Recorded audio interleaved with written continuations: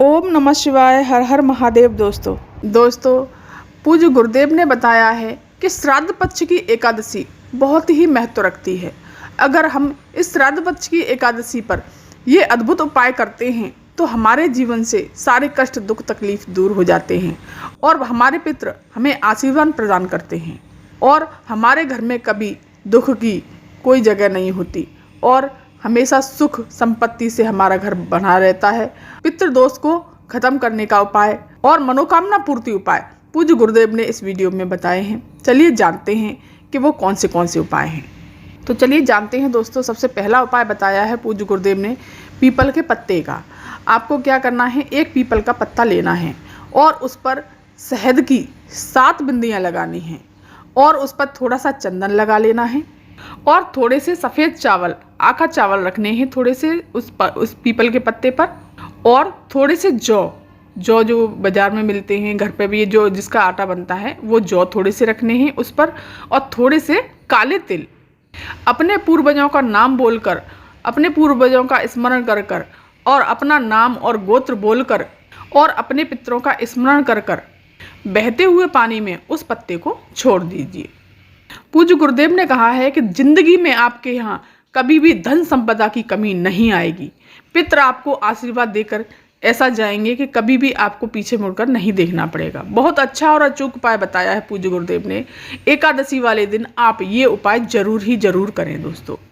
और एक उपाय और बताया है, दूसरा उपाय है पूज्य गुरुदेव ने बताया है दोस्तों कि जो पीपल के पेड़ के नीचे से जो पराग झड़ता है, जैसे ओस झड़ती है, जैसे रात को अगर हम पीपल के पेड़ के नीचे बर्तन रख दें, थाली रख दें तो पराग झड़ता है, उसमें थोड़ा सा जल मिला करके और अपने घर पर स्वास्तिक बना दीजिए अपने घर के दरवाजे पर।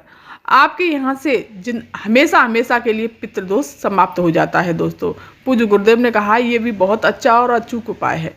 पूज्य गुरुदेव कहते हैं कि अगर आपके घर में श्राद्ध करने के लिए कुछ भी नहीं है, 16 श्राद्धों में आप किसी ब्राह्मण को भोजन भी नहीं करा सकते, किसी बहन बेटी को देने के लिए भी आपके पास कुछ नहीं है, अगर आप 1 रुपया भी आप अन्नदान में नहीं कर सकते हो, तो शिव महापुराण की कथा कहती है, पूज्य गुरुदेव ने कहा है कि कहीं पर घास लगी हो तो उसे नोच कर, उसे उखाड़ कर थोड़ी सी घास भी अगर गाय को खिला देते हैं इन 16 श्राद्धों में, इन पितृपक्षों में, तो आपके पितरों को श्राद्ध के बराबर फल प्राप्त होता है। गाय के दूध से कैंसर समाप्त होता है। पूज्य गुरुदेव कहते हैं अगर गाय के कंडे पर हल्दी डालकर पैर रखकर बैठ जाओ तो शुगर का लेवल भी डाउन हो जाता है। पूज्य गुरुदेव कहते हैं कि आरती के बाद कपूर क्यों जलाया जाता है।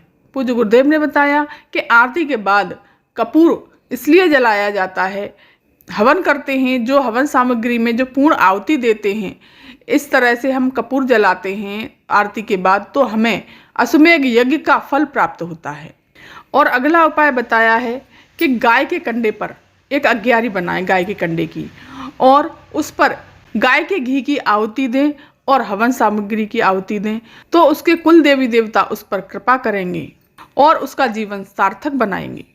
पूज्य गुरुदेव कहते हैं कि पितृदोष है तो उसके लक्षण क्या हैं।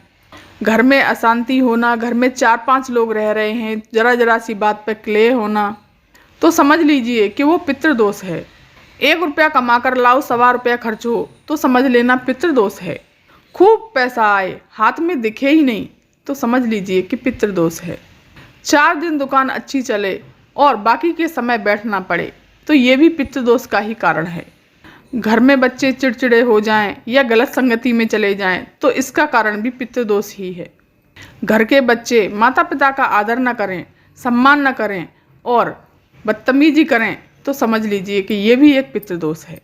और पूज्य गुरुदेव ने एक इशारा और अच्छा बताया है कि जब कोई भी व्यक्ति परिवार का भोजन करने बैठे तो उसके खाने में बाल निकले, 6 दिन में निकले, 8 दिन में, 15 दिन में, 20 दिन में, कभी भी खाना खाने के लिए बैठे तो 15-20 दिन में या 1 महीने में बाल जरूर निकले तो समझ लीजिए कि आपके पितर आपसे कुछ मांगना चाहते हैं, कुछ चाहते हैं या फिर आपके पितर आपसे कुछ कहना चाहते हैं।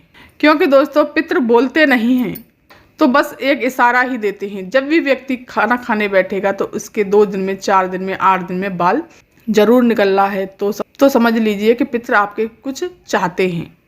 तो दोस्तों ये जानकारी दोस्तों आपको कैसी लगी? अगर पसंद आई हो तो जल्दी से जाकर चैनल को सब्सक्राइब कर दीजिए, वीडियो को लाइक कर दीजिए और कमेंट में श्री शिवाय नमस्तुभ्यम अवश्य लिखिएगा। धन्यवाद। भोला सब दुख काटो मारा, ओ भोला सब दुख काटो मारा। शिव शंकर जपो तेरी माला, भोले बाबा जपो तेरी माला। भोला सब दुख काटो मारा।